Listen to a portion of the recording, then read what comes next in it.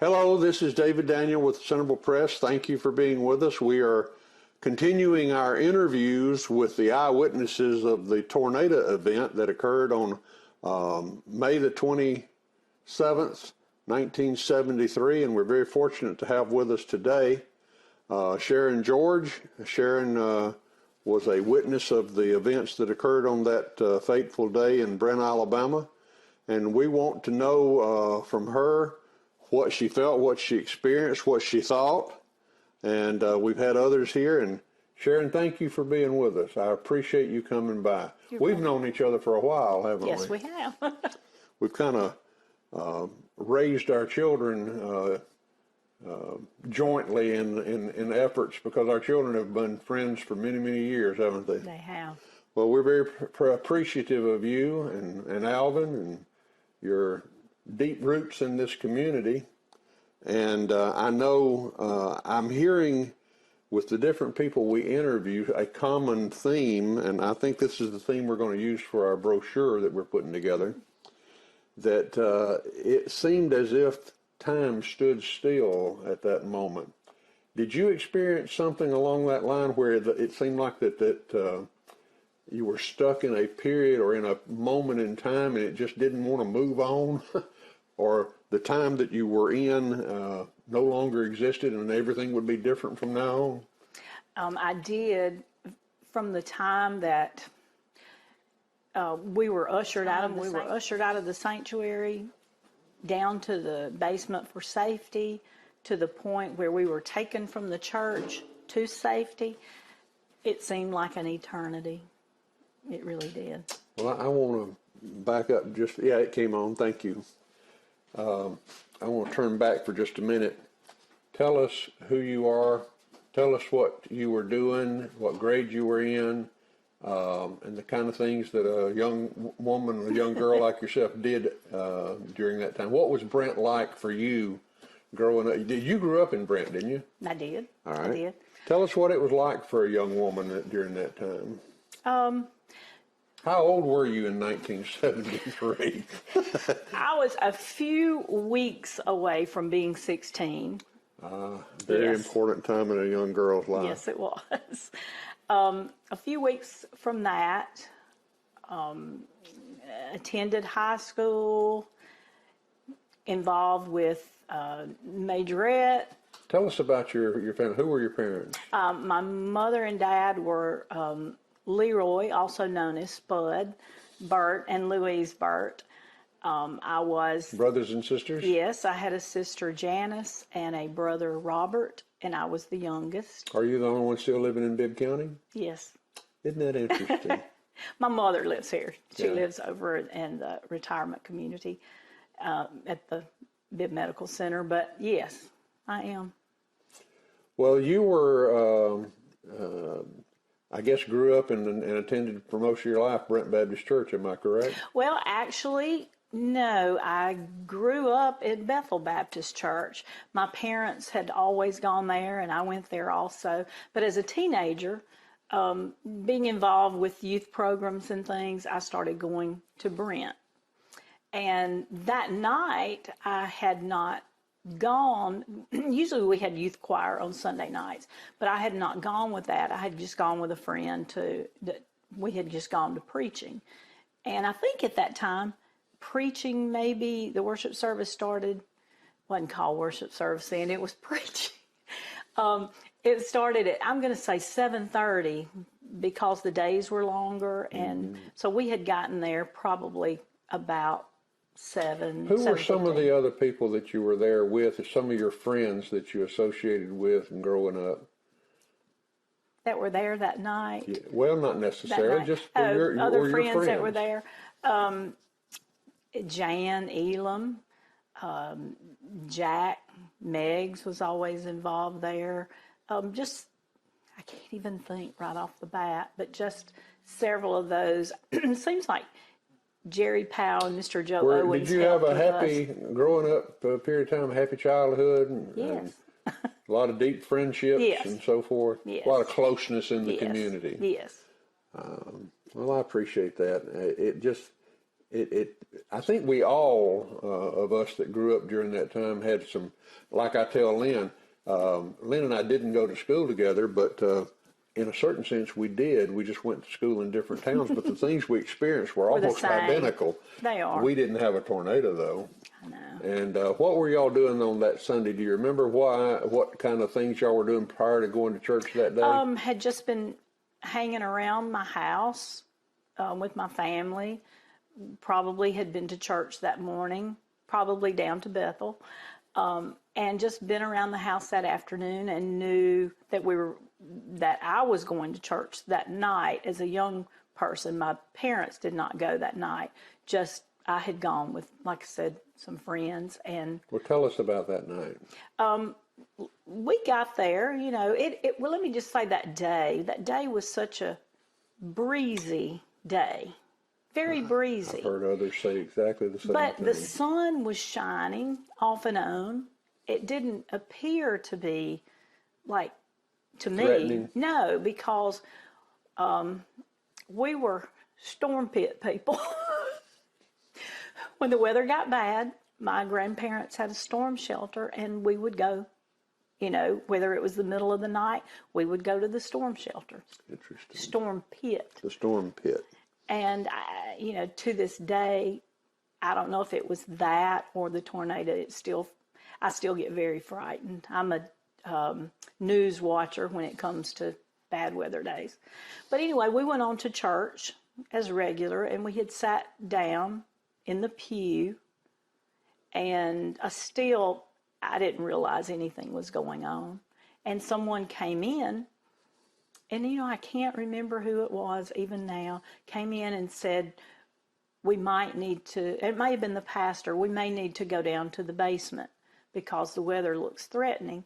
So the ones that were in there got up, and we started moving.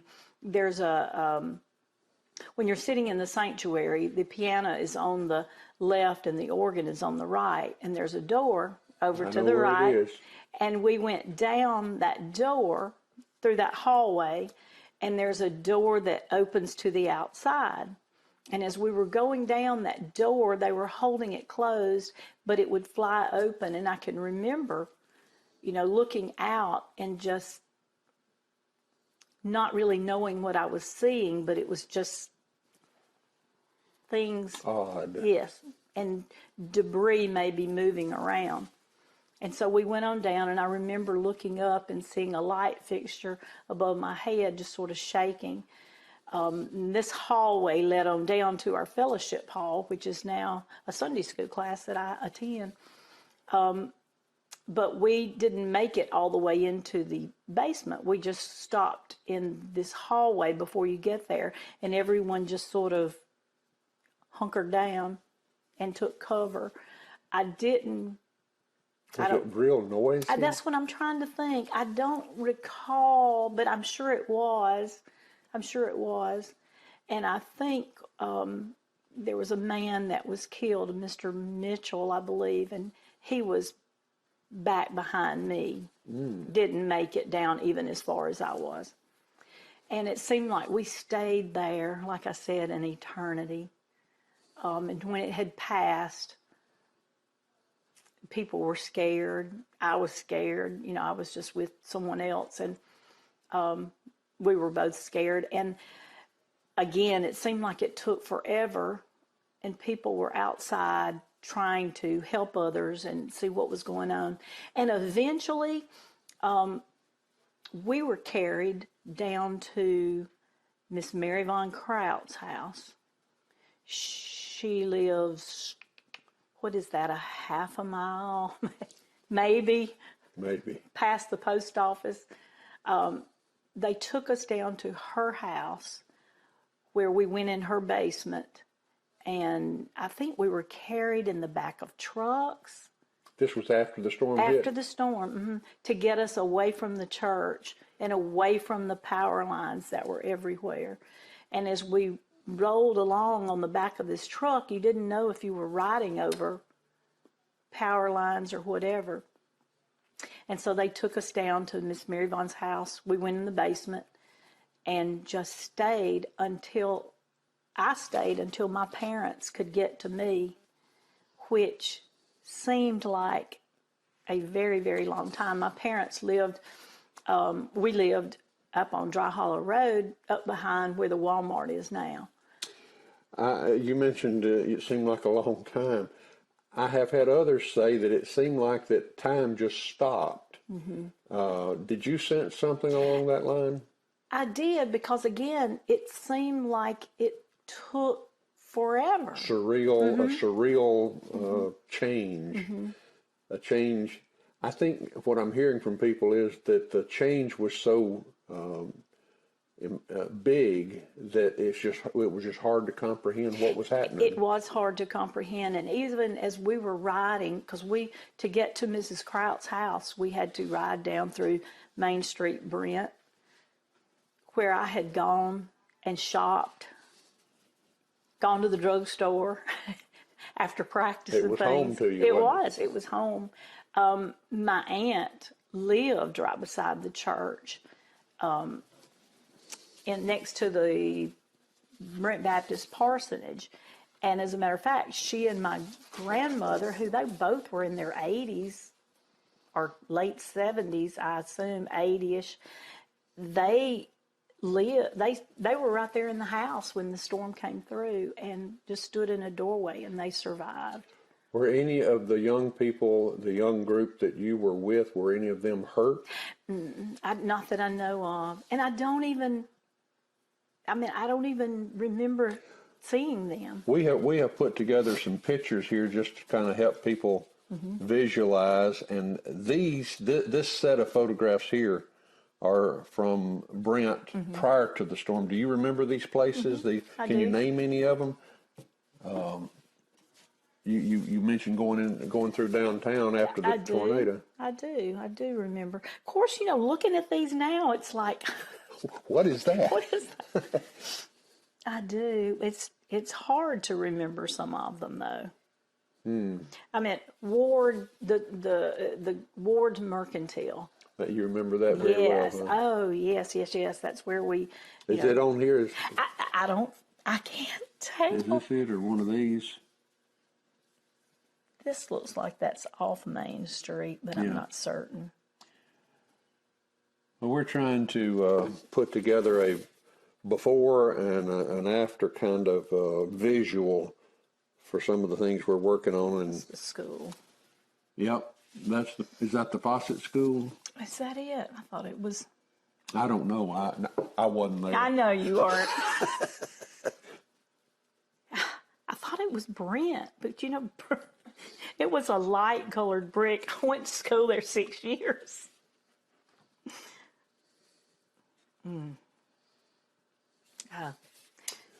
Well, I appreciate you giving us a perspective.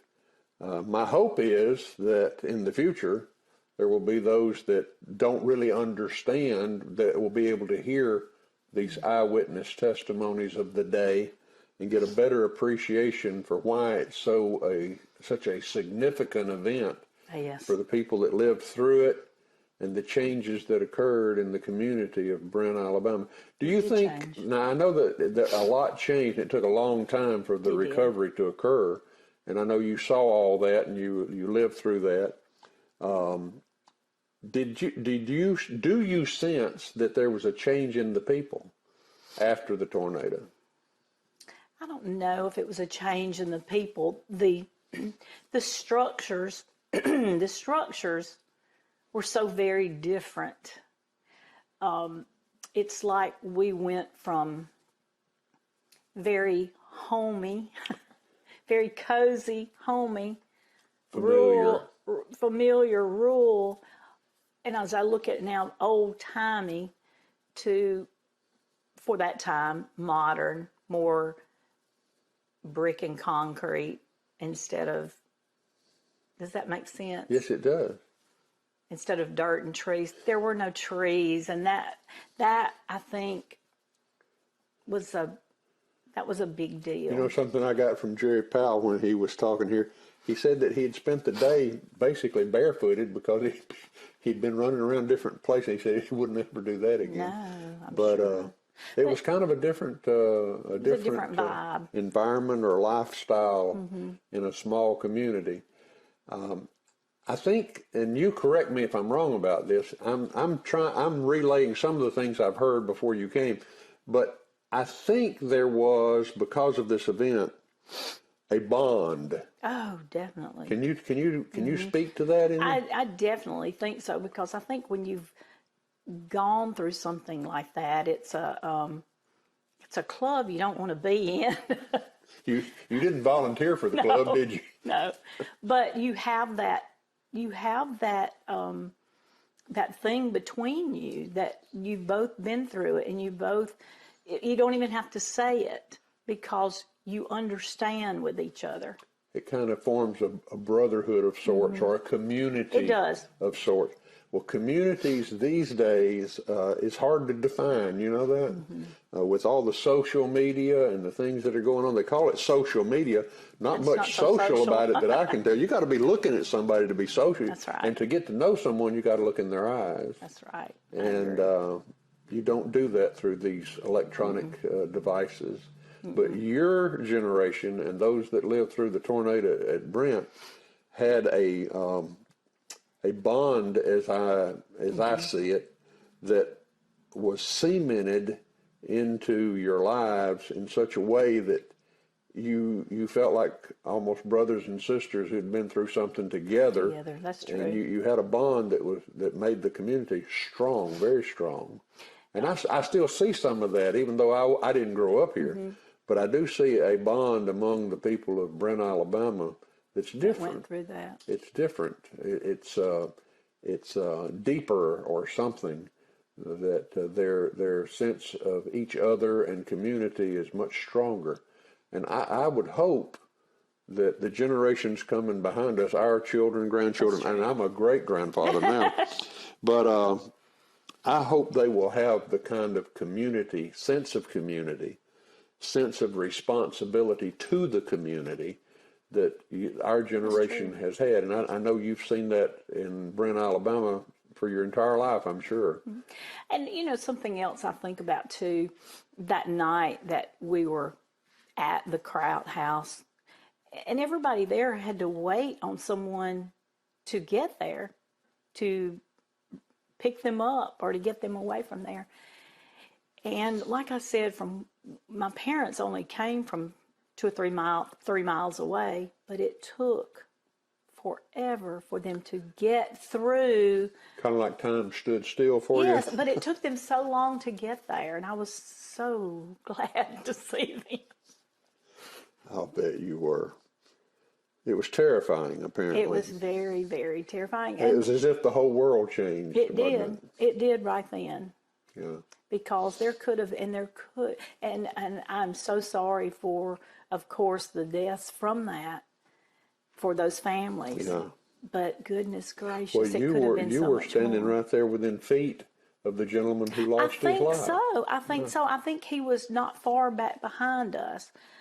But, and you know as well about the church, I do. The underground is on the other side, really. You would have had to have gone through the fellowship hall to get to the underground, and no one really got to that. But that structure that we were all in was saved. Well, you certainly didn't choose to go through it, but I sense in everybody that we interview a deep appreciation of the community and the people that did go through it with them. And that's a good thing. So if anything good came out of it, a sense of community and strong community came out of it, I believe it's what I'm hearing. I think Would I be correct in that? I think so. I think it may have changed. Of course, it changed the footprint. There's no doubt about that. It changed the feel, the small town feel, not the cordialness of everyone, but just the look, I guess. It took away the innocence of a small town look and gave us more of a modernized look. Is that You know what I'm saying? I think I hear you. It's like living in a house for years and years and years, and I guess I could equate it to someone who's done that, and maybe you have a fire and it burns down, and you're like, everything I know is gone. Everything I have understood to be is no more. And you build something that's new and nice, and those the stores that were rebuilt down there, they were very new and nice. Well, I have heard some of them that we've interviewed say that if you could have something out of this that you would put back, what would you do? And we've had several of them say, I would like for it to go back like it was before the tornado. Now, I don't know that you feel that way. The look of it, maybe. The look, yeah. But anytime you go forward, you want to hope for better things. Yes. Well, is there anything else you can think of, any kind of insight that you might speak to those that are coming after us and let them know what it was like to go through this tornado? I think our story is going to be the day that time stood still. Is that an accurate way to describe how people felt about it? Yes, because it's burned into history for all of us. Burned into your memory, isn't it? It is. Yeah. It is. Even In a certain sense, you'll always be that 15-year-old girl, won't you? I know. Because you never forget. That's It's interesting, great. very interesting. Still have deep friends and close friends that were there during that time. Y'all still close? Yes. And that's wonderful. Definitely. Well, Especially those I in do the appreciate, and I did attend Brent Baptist Church for quite a while, and I still love the people there very deeply.